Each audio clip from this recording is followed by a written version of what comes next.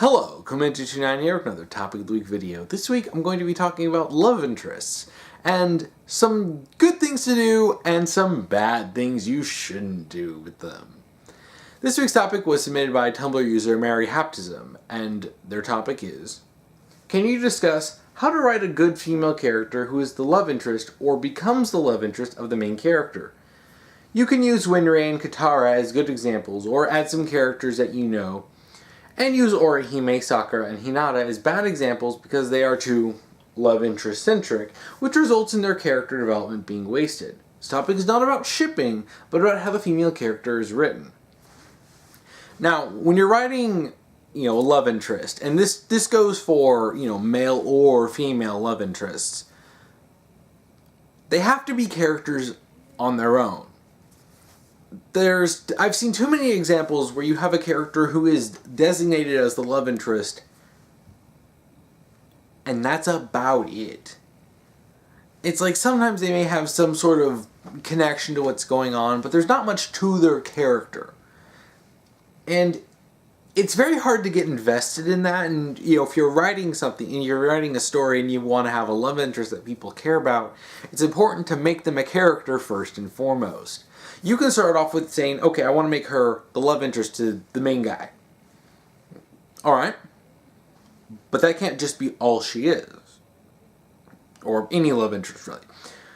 You have to have stuff in their character. And it seems really simple. Like, this seems like common sense stuff. But I've seen so many times where you'll have a love interest that just doesn't click. There's no chemistry. And that's usually because the way they're written is they're not really written well. They don't have enough character, or the character that they do have clashes with the main character that they're supposed to be in love with, and it doesn't work, and a lot of the stuff just wasn't ironed out properly. Now, let me talk about a couple good examples. As mentioned here, Winry from Fullmetal Alchemist. Winry is the love interest of the main character, Edward Elric. But let's just stop here for a second. Let's take Ed out of the equation. Let's look at Winry as a character. Winry's an automail mechanic, a really darn good one. She developed a great reputation with, loyal clientele who only want her to work, with their automail. She's the one who developed Ed and, Ed's automail. Okay, I'm talking a little bit about Ed, but she developed that automail. She made that for him. She has the whole relationship she has with her grandmother. So then she has the relationship with her parents and how they died. You have her, her meeting Scar, the man who killed them. You have all of the stuff that's already part of her character. You have the friendships she's made. You have her, relationship with Riza, which is sort of like a big sister, a little sister type of a thing. And, it's the fact that they met and they knew each other. And this is the important part. This is what I mentioned about them being a character. Winry is a character. She can support a story focused on her. There's enough character to her that people can get interested and they can get invested in her. It's not like, oh, well, you just slap on love interest and go, call it a day. Arakawa didn't do that. Her being in love with Ed and her romantic relationship with Ed is just one face of a multifaceted character. It's one of the things that makes Fullmetal Alchemist so great. You have all this great development into all these great depths to all these characters. And Winry feels important. Her relationship with Ed, is so important to their characters that them being love interests feels natural. You don't even have to ship it to, at the very least, admire the way it's written. Winry is the reason Ed gets to do what he does. Had she not made his automail, he wouldn't be able to walk, he wouldn't be able to use alchemy right, he wouldn't be able to do much of anything. He'd be stuck hobbling around on one leg. And his automail, or her automail, has saved him numerous times. And, and the fact is that it naturally brings Winry into the story if she has to work on his automail. It's actually a really nice way of bringing her in during times when, well, there's really no other reason why she should show up in the story. So it's actually a solid reason for her to either do repairs, maintenance, Or like when they went up to Briggs, changing out the automail so that it was better suited for the wintry conditions. But that's the great thing. I can talk so much about Winry herself. When you talk about her relationship with Ed and even her relationship with Al, and the fact that they're childhood friends, and the fact that the Rockbells did support them after what happened to their mother. You have all this to talk about, and you don't even need to touch on the romantic relationship. It's really good writing, because Winry herself stands strong as a character. Katara from Avatar The Last Airbender is another good example. She is the love interest to the main character, Aang. This is made pretty darn clear in episode 1. But again, this is only one part of her character. You see her relationship with Aang develop over the course of the show, but over the course of the show, she stands strong as her own character. You see the fact that the loss of her parents has affected her and her brother Sokka. Their mother died because she was killed, and then their father went off to fight in, the war against the Fire Nation and didn't come back. It's not until much later in the show that they actually see him again. And this is relevant to their characters, and it's, it really does inform a lot of how they act. You see Katara has a very strong maternal side to her, and you see that in the way she interacts with a lot of the other characters. But she's also got a strong, fiery side to her that wants to fight. You see that when they go into the Northern Water Tribe, where she wants to learn how to fight from Master Paku, only to be told the waterbending equivalent of get back in the kitchen.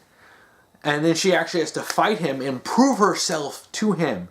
And then, him having to, basically, Katara ends up making this, master, this old man, realize, oh, one, you can't fight. Two, oh, you're the granddaughter of a woman that I did love, but she left because I was a jerk. And it really starts, initiating the character development for him, but it also has her learning to become a better waterbender. And you see Katara's waterbending. It's something that she really, really wants to do. She wants to become a great waterbender, not just heal. She does heal. It's something that's actually very important and extremely plot critical as the show goes on, that she can heal. But she also wants to fight. And you see her developing her powers and her insecurity at first of not being as good, particularly not as good as Aang. Who Aang comes in and he's just like, and she's like, oh yeah, this took me a while to learn. And he's like, boom, I got it. And you have that sort of development. And then, but over the course of the show, you see her become a great waterbender to the point where she's the one who ends up taking down Azula, or helping take down Azula. Zuko did a lot of the fighting there. You have her friendships with, I could just pick one character, Toph. I really liked, particularly the way they react to each other, the way they banter, argue sometimes because of conflicting personalities. And particularly I love that one episode when they were in Ba Sing Se, when they had sort of a girls' day, and, she took Toph to, they went to like a spa, basically. And you got a little bit of character development from that. There's a lot of stuff you could talk about with Katara, again, without even touching her romantic relationship with Aang. That develops over the course of the show. But it's not all there is to Katara. Because there's so much more to Katara than just being a love interest. She's a fully fledged main character and a member of Team Avatar. Same as Sokka, same as Aang, same as Toph, and later on, same as Zuko and Suki. And it's one of the reasons why Avatar The Last Airbender is such a good show. It's like one of the things I was saying about, Full Metal Alchemist. You have all these characters who are so well written. And those are two really prime examples of how to write a love interest. I mean, a good thing to do is, when you think about these characters, these side characters, or even, love interests, if they can't support even a subplot on their own, you need to do a little more developing to their character. You need to give it a little bit more. Now, don't force it. You can't force this stuff. Winry and Katara, they don't force importance on them and force them in. It's natural. It's part of the character. It's part of what's established and then what's developed over the course of the series. Again, first and foremost, they have to be characters. They should be able to stand in equal terms as characters with the main character. But at the very least, have enough to make us care about them. I've seen too many love interests who are, you just don't give a hoot about them. And if you don't have people getting invested in the character because they don't have enough depth to them and enough going on, then how do you expect people to care about their relationship with the main character? So let's take that and let's move this towards some bad examples. Yeah, the examples given here are from Bleach and Naruto, two mangas who are infamous for their absolutely horrid ending and terrible choices for forced romantic endings. Oh boy, here we go. Let's talk about Orihime. Oh, this actually pains me because when you read the Substitute arc, which is, if you don't know, the first arc of Bleach, and you're introduced to Orihime, and you see her go through her first sort of, for a couple, character arcs. Orihime is actually a really good character. She's got aspirations of her own. She's got her friendship with Tatsuki. She has a relationship with her brother and his death and how that affected her. She's got the fact that she was bullied as a kid for her hair color being, orange like Ichigo's. I mean, she has a crush on Ichigo, but it's comedically shallow. It's, oh, doesn't his face look a little funny? Ha ha ha. And it's one of those things where I guess you're not even really supposed to take it seriously, especially because Rukia and Ichigo are already very clear for being, main couple. But it's one of those things where, okay, she sees a guy that she likes, particularly like Ichigo, who's got that very, he's got a very strong personality. Oh, and she thinks he's cute. Alright, you know what? Fine. I don't really have a problem with that. Especially since when you're reading that and you're starting to go into the Soul Society arc, you kind of get this impression that she would move away naturally from her feelings from Ichigo towards Ishida, a character who she gets along far better with, a character who cares about her far more than Ichigo ever did.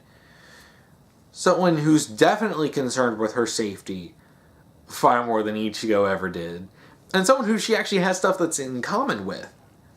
So you would think, okay, so this is one of those situations where, okay, she may think she loves Ichigo, but then she discovers her true feelings are for Ishida, a guy who she didn't notice at first because she was so focused on her original crush. It's how, because they always got to bring up Legend of Korra somehow, it's kind of what should have happened with Korra and Mako.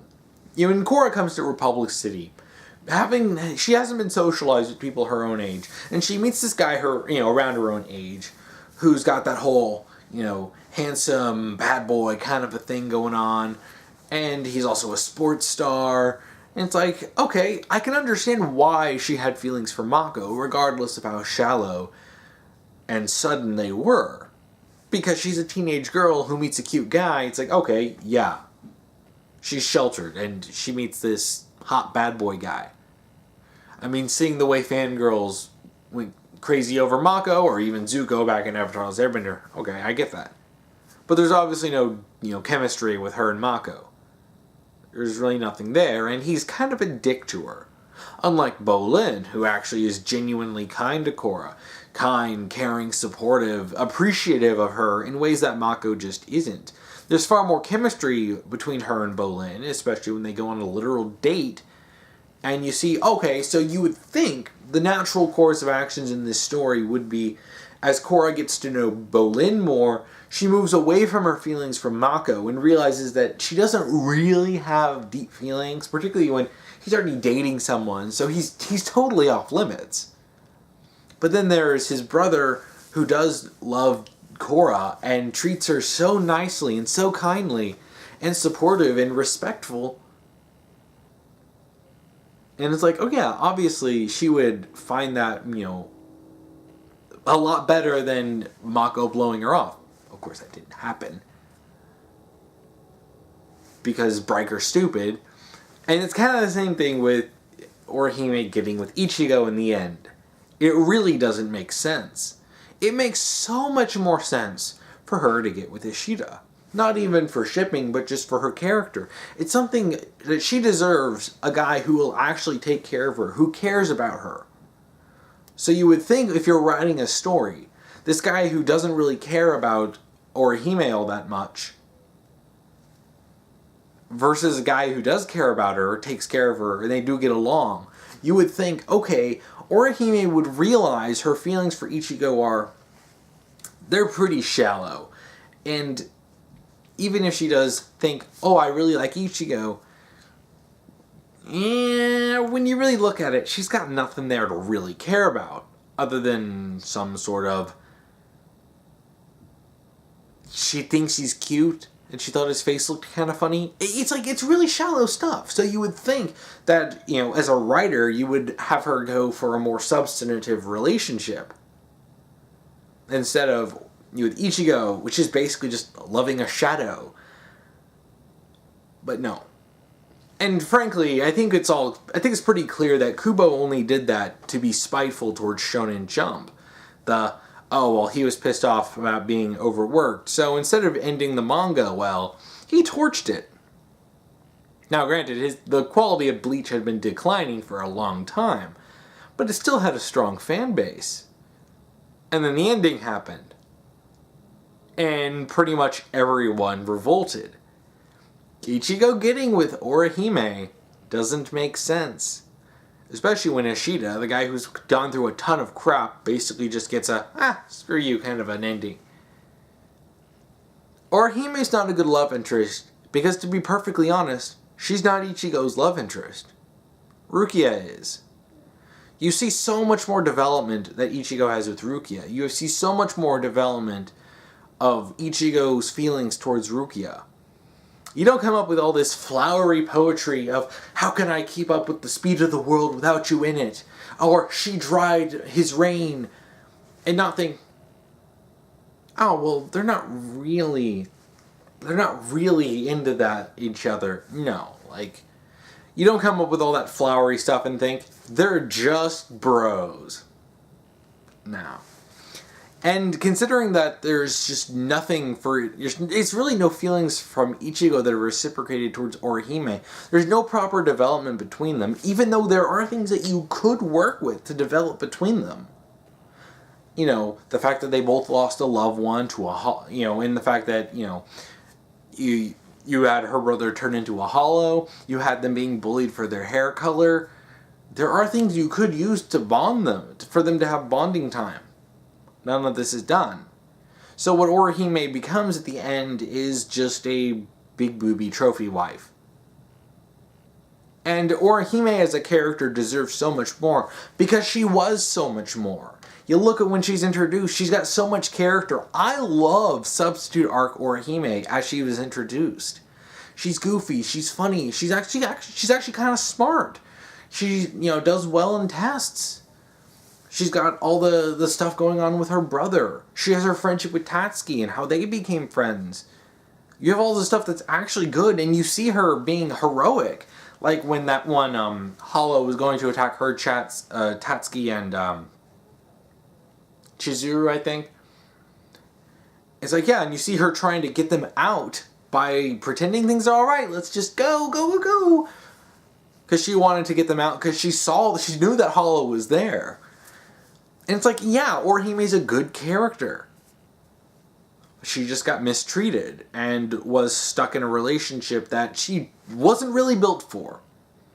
I honestly can't I read the Substitute arc. You start reading the Soul Society arc, and for those first few arcs, you don't really get anything that's saying Orihime's going to be the in-game love interest, because everything points to Rukia.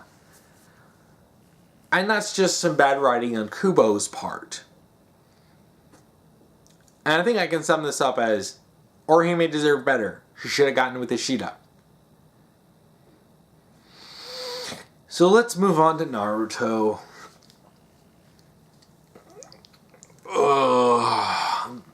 This one is also a pain. Another manga that was devolving in quality over the years before it hit rock bottom with that terrible ending. Well, let's start with Sakura. Sakura is a character who is very clearly set up for, to be Naruto's love interest. From the girl that he is in love with in the beginning. And you see their relationship develop over the course of the series. Now, yes, Kishimoto had a lot of problems. Particularly with sidelining some of his characters. Like Sakura. So, you also have some bad writing going on here, but if you're looking at all the story and all the stuff that was developed, Naruto and Sakura spend a lot of time together. They have a lot of development.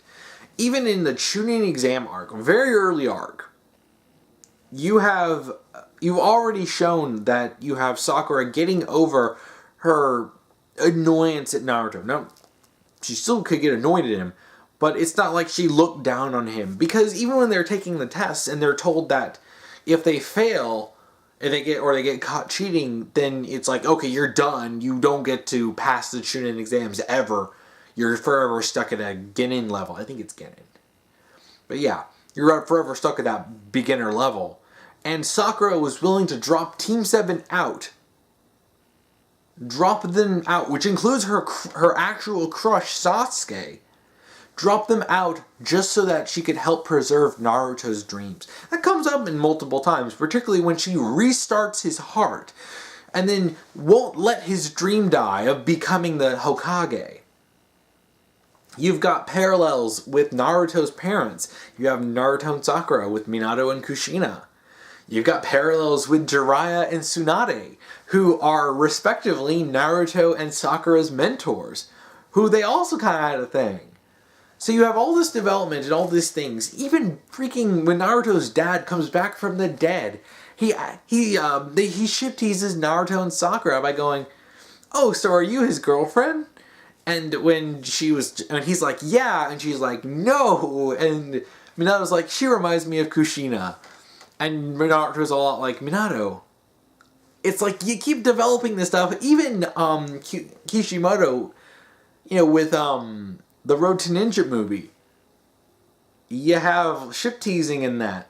Especially when Sakura calls Naruto tries to ask her on a date at the end, and she's like, "We already went on a date." That was that movie, and it's like, yeah, you have that ship teasing. You have all this build-up. And then he gets with Hinata?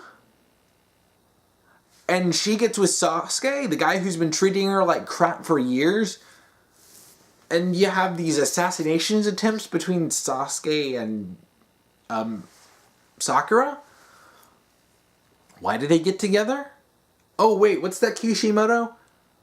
Because Sakura would be a terrible woman for giving up on her crush, even though it's severely unhealthy, and ends up with her being miserable?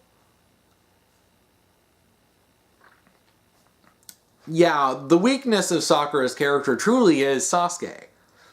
Yeah, there's a lot of characters whose weakness is Sasuke, because whenever he comes in, they get stupid. And frankly, a lot of the manga got stupid because of Sasuke. Thanks, Kishi.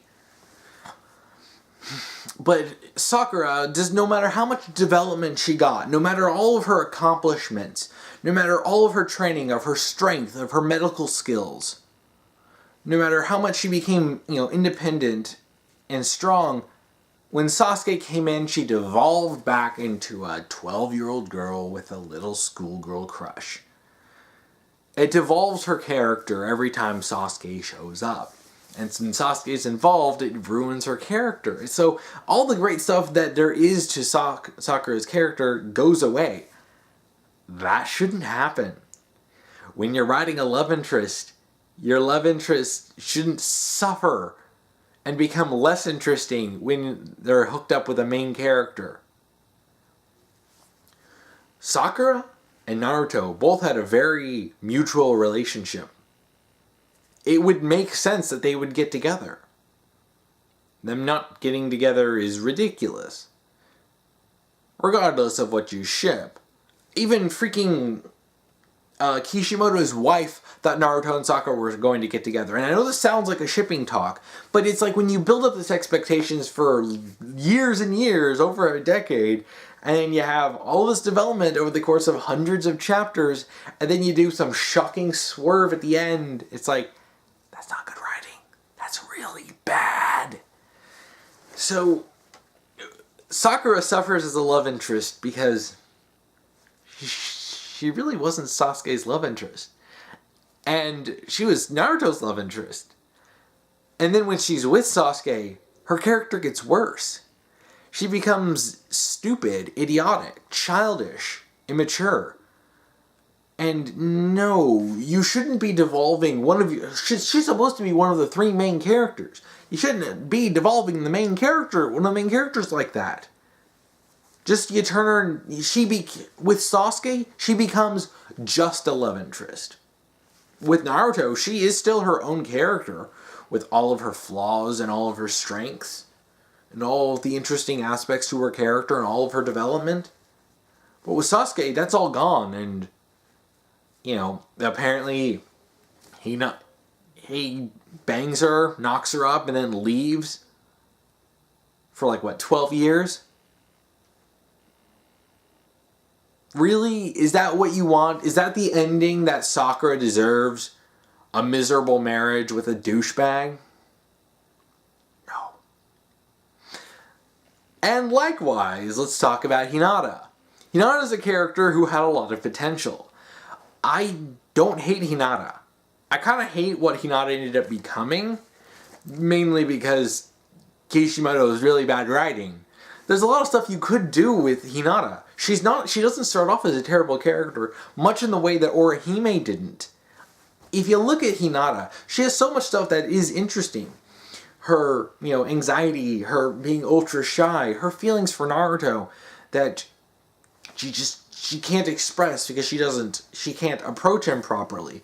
But she does end up gaining strength and does end up becoming a bit more confident. She gets stronger. She has great moments in the Chunin exam arc. She has a very strong potential subplot involving the Hyuga clan and the whole slave branch family thing. Considering her position in the main family, she's set up to end this. Especially when Neji dies for her. Neji dies and drops at her feet. She could have at the very least went and solved the slave branch family thing and just abolished it, got rid of it, fought against that system in Neji's honor. Frankly, he shouldn't have died, and Neji should have been there to fight with her. Because with all the conflicts they had before, they could develop, bond, and then fight against the toxic nature of the families and the branch families. There's a lot you could do, but none of it's done. Hinata barely gets any screen time in the manga. She got a lot more filler in the anime. If you look in the manga, she's really barely in it. And she interacts with Naruto even less. And that's a problem, because she ends up becoming his main in-game love interest. But there's not enough from that. You have a few moments here and there that could kind of ship tease them. But some of these moments are kind of stupid. Like when Neji dies and his corpse is at her feet and it's not even cold yet. And Naruto holds her hand and she's like, "Oh, Naruto's holding my hands with his big, warm, strong hands." Really? This is how you're going to write Hinata? Hinata doesn't deserve that. And this is a problem. It's sort of like with Sakura, but Sakura has more to her character that gets wasted with Hinata. It's like she had all this potential. And even then, even if I don't particularly like the relationship, she could have potential with Naruto. I wouldn't like it, but if it was written well and her character was developed well enough, maybe something could work. Or maybe she could get with another character. It's like you could do more for her as a love interest. But first, you had to do stuff with her as a character. And that stuff, unlike Sakura, Sakura did get some stuff as a character. She did get some good moments. She got some good development. Over the course of the series, the handling was not the best. Let's just say that with Sakura. But with Hinata, it's like Kishimoto barely even tried. And at the end, he kind of throws in some stuff that could be. You have some moments that kind of flip-flop towards Narusaku and then Naruhina. And you shouldn't be doing stuff like that. Particularly at the end of a series that went on for, was it 15 years? I don't really remember. But it's well over a decade. You shouldn't be flip-flopping like that at all. You stick with it. You develop it. You develop Naruto's relationship with Sakura. You develop Hinata as a character. She doesn't even have to get with anyone at the end. You don't need to pair literally everyone off. You just have her do stuff for her own character. Have her develop. Have her become more confident. And even if she doesn't get with Naruto, say Naruto gets with Sakura, have Hinata as a character become self-confident enough so that she doesn't define her worth by her chances with Naruto. That Naruto helped inspire her to become a better person and to stand on her own two legs, and that she can find her happiness outside of Naruto. There's so much you can do with it that's just not done. And this is one of the problems. They're not really characters that are built for what they were ended up using for. And they're just... And I look at these characters, I look at Hinata, I look at Sakura, and I look at Orihime, and all I see is wasted potential.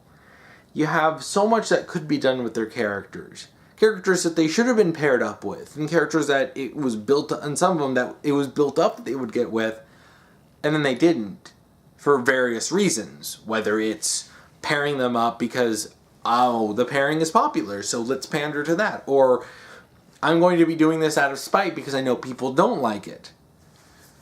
And it ends up trashing their characters. Because you have Sakura, Hinata, Orihime are crammed into relationships that they don't work with. Square peg, round hole. And, it doesn't work. It doesn't click. It doesn't work for their characters. It doesn't do anything for their characters. And ultimately, in the end, devalues them. They become just love interests. So all the stuff that could be interesting about their characters, and even the stuff that is interesting about their characters, is totally wasted. Whereas you have characters like Winry and Katara, who are well developed, who are actually solid, well done characters, who stand on their own. And their relationships with the main character, in the end, are really good. They're good relationships. If Orihime got with Ishida, if Sakura got with Naruto, those relationships would work naturally with their characters. They would help them. They would be mutually beneficial to the characters. Hinata, at the very least, I don't know, you could pair her up with someone, or you don't even have to. She can be single by the end of the manga and just say she finds her own happiness. She could get with someone, but she's strong enough on her own after her development to not say, oh no, I didn't get Naruto, because no, she loves Naruto, but she'd be happy for him. And then if she's going to get with someone, she'll find someone else. You could do so much stuff with these characters, and this is the stuff that really pisses me off. Because you have all this great potential wasted with them. Orihime, Sakura, and Hinata, they could be good characters like Winry and Katara. Could be. Fortunately, the potential was wasted and they weren't written right. So like I said before, to wrap this up and sort of come full circle, make them good characters. Give them good relationships.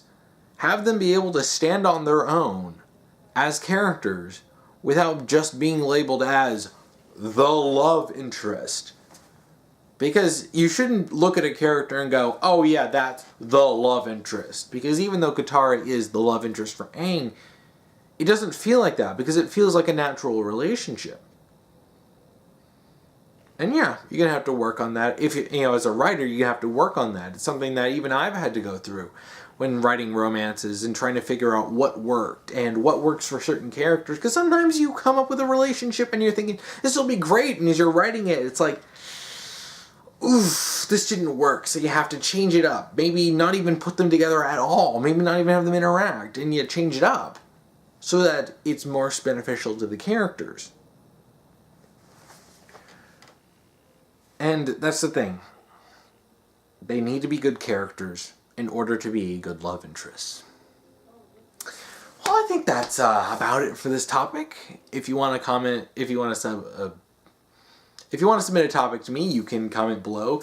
If you want to, just make sure to follow the rules. I'll be posting down below. If you want to watch last week's topic video, you can check that out here. If you want to watch next week's topic video, you can check that out here when I get that done. So if there are any good love interests or bad love interests that you want to talk about, please comment below. And thank you for watching.